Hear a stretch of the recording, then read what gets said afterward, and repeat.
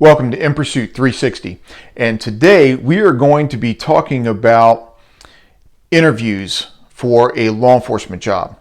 So specifically, I am starting a series on interview techniques, tips, and tricks. I don't know that they're really tricks, but you get the idea, right? So without further ado, let's get into it.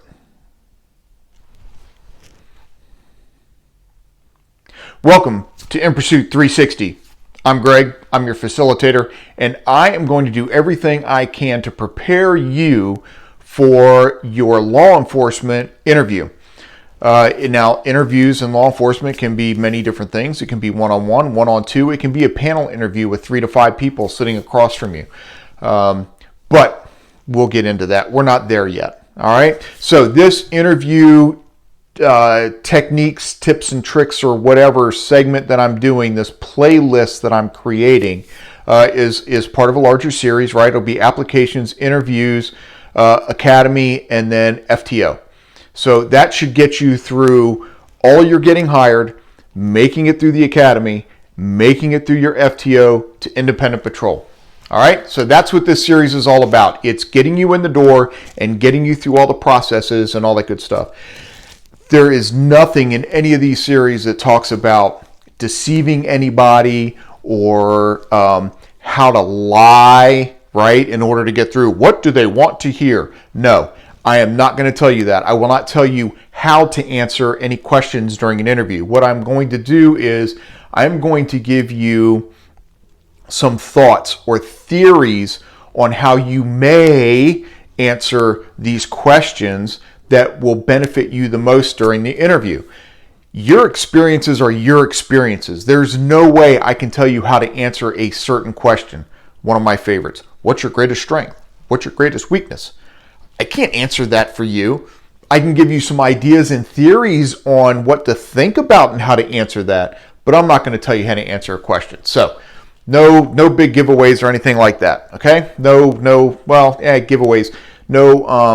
No secret answers. No secret answers where I'm going to be able to tell you that if you say ABC 1, 2, 3, now what do you think of me? You will definitely pass that question. Okay? Not going to happen. Doesn't exist. All right, here we go. So, interview technique number 1 if you want. Tip or trick number 1? Sure, why not? Okay. And it doesn't have anything to do with you actually being in the interview. This is preparation ahead of time. You need to prep ahead of time. If you get invited, you've applied for an agency, you've gotten a letter or a phone call saying, hey, we want you to come on in for an interview. A lot of times they may end up having you do like a physical fitness test first and then take a written test because then they want to know if you're going to be able to pass those 2 before they spend the time to interview you. So you're going to get a notice that they're already interested. Once, you probably should have already done this anyway if you picked a department, but once you get that notice, once you get that notification that they want to talk to you, you need to start doing some research. You need to, let's say it's Ajax County, right? I always like to use Stafford County because that's where I used to work, but we're just going to say Ajax County. So it's anywhere in the country, right? Google Ajax County Sheriff's Office, Ajax County Police Department, Ajax City Police Department. Pull up their website, then start looking. Usually you will find a section on their website that is a message from the chief or a message from the sheriff. You need to read it. And you don't need to memorize it, but you need to read it because they'll tell you things like, the key objective of our department in Ajax City is to provide, right? The chief or sheriff's message on that website is going to give you some insight as to the mindset of the department or the mindset of the agency, right? How they think or how they tend to pursue or think about law enforcement. Sometimes it just looks really good, but it's not really what they practice. I don't know. It just kind of depends on where you're at.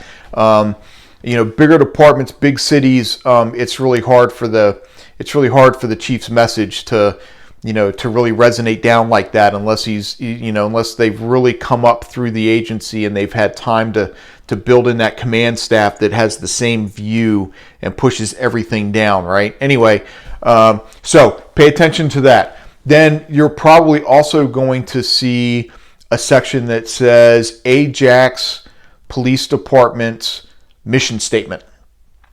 Read it. That one you don't need to memorize it word for word, but you really need to have a good idea of what that mission statement is.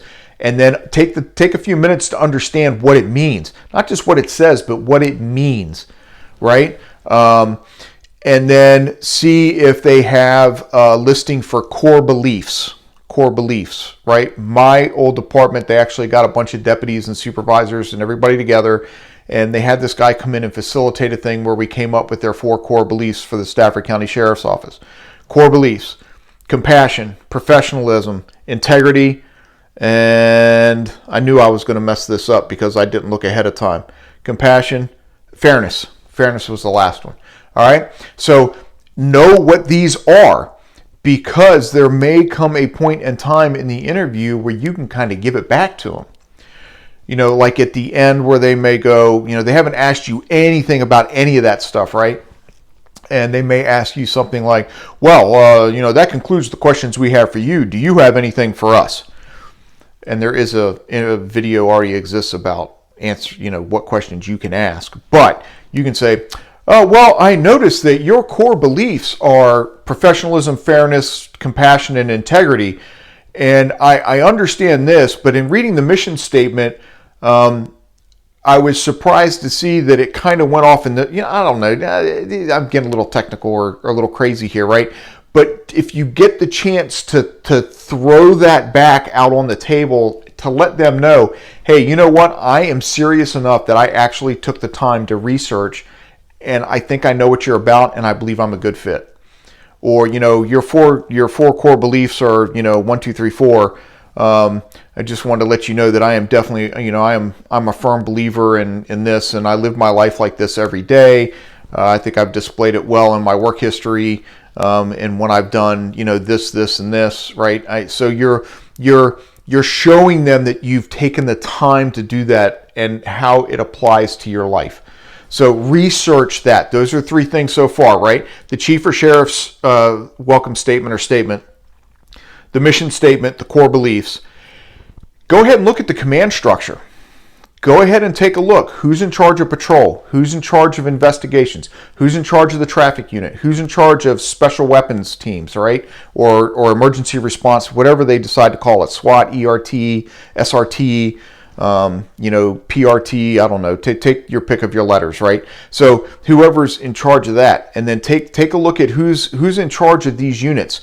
How many positions are there? It probably will tell you somewhere in there that, like, if you want to work traffic division or motor unit, motorcycles, a lot of places will say you have to have been there for 2 years before you can apply. Verify that with them. I'm very interested. At the end, again, I understand that your website stated that I would have to be here for 2 years prior to applying for a specialty unit. Are there ever any exemptions to that? And not that you're looking for the exemption, you're trying to show them that you've paid attention, that you have done your research. Is there ever a time an exemption has been granted?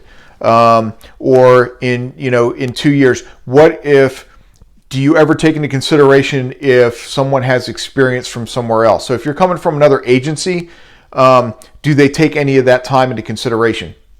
One time in band camp, at Stafford, their policy is that in order to be a sergeant, you had to have 3 years of law enforcement. If you wanted to be a first sergeant, you had to have 5 years of law enforcement. Now, in order to apply for either one of those positions, no, I said law enforcement, not time in the agency. You had to be with Stafford Sheriff's Office for 1 year and then 2 more years of law enforcement for a sergeant, or 4 more years of law enforcement plus the 1 year with Stafford in order to apply for first sergeant. Same thing with their specialty units. If you wanted to apply for SWAT, you had to be with the department for a year and have 2 years of experience, or 3 years of experience, depending on which specialty you wanted to go for. So those are questions that you can ask if it's not specified, right? If you're coming from another agency and you do have some prior time, ask, Or ask this, if you're military, does my military time count towards any of that? You're showing them that you're researching, you're showing them that you're interested. That's why we're doing this research before we even go to the interview. Looking at command staff, looking at the specialty units, if you're interested in any of those. Take a look at the crime rate. Take a look at the county's report on crime. A lot of departments will post that stuff, and show recent trends and things like that. Recent most wanted. Can you come up with any questions based off of that? Right? You need to research. What about showing that you have a general knowledge of the city or the county? I know I never thought about it before, but my hardest thing right off the bat was I had to learn the geography of the county when I started.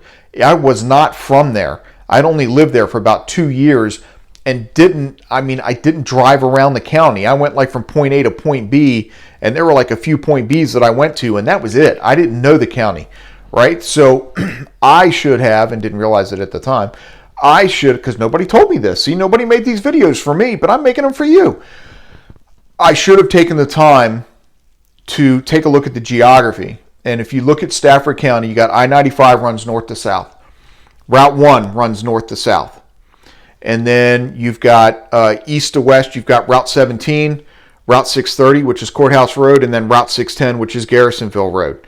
Route 630 dead ends into Shelton Shop. Shelton Shop runs up to Garrisonville Road, which is 610 up in the northern part of the county. In order to go from Route 17 to go up north, you can go 95, Route 1, or you can go down and go Poplar Road, Hartwood Road, right? I've only named 7 or 8 roads. Right, and this is a county, right? It's a little easier if you're dealing with a county getting from north to south, east to west. There was a certain section of the county you couldn't get to unless you went on Route 1. I mean, it sucked when traffic was bad on holidays. So anyway, so research. Do some of that research. The interview's coming. I don't even have you dressing right to go into the interview yet. This is all once you find out you're getting this interview, once you know they're interested in you, you need to start doing the research and trying to figure out, educate yourself. Just because you educate yourself on one agency doesn't mean the other agency is the same. Don't sit there and go, well, I studied all up on Stafford County, so Fredericksburg's got to be similar. No, they don't. They don't. A sheriff's office and a city or a county police department are completely different. Sheriff has to get reelected every 4 years. The chiefs for county police departments and for city police departments are hired and fired by the council. They got to keep the council happy, right? Whereas the sheriff's got to keep all the citizens happy. There is a difference in a sheriff's office and a city department or a state department or anything like that. So don't just assume that because you know one that the other is going to be the same. Take the time and do the research. Okay, all right, so that's it. I've gone over. I'm at 13 minutes already. I hope this gives you some insight as to what you need to do to prep for an interview. And I'll be coming out with these videos a little more frequently so that we can start getting into the other tips and tricks about interviews, to include the next one, believe it or not, is going to be how to dress. Yes, believe it or not, I wouldn't bring it up if it hadn't been an issue before. I've sat on plenty of interview panels, and I'm telling you that there are times when dress becomes an issue. But it's dressing anyway. All right, we'll talk about that later. So in the meanwhile, do me a favor. Hit that subscribe button down below. Hit that bell. You'll get notifications when the next video is coming out. Give me a thumbs up if you like the video. Thumbs down if you have to. But remember, if you give me a thumbs down, do me a favor. Tell me why. What can I do better? What can I do better to help you? This is all about you. I've done my time. I've had my fun. Now I just want to help you get out there and live your dream and be successful. And yeah, that's what I'm here for. That's why I'm making these videos. Okay. All right. So again, subscribe, bell, thumbs up, thumbs down if you have to. I can take it. I'm a big boy, literally and figuratively. I'm a big boy. I'm good to go. All right. So in the meanwhile, as always, be safe out there.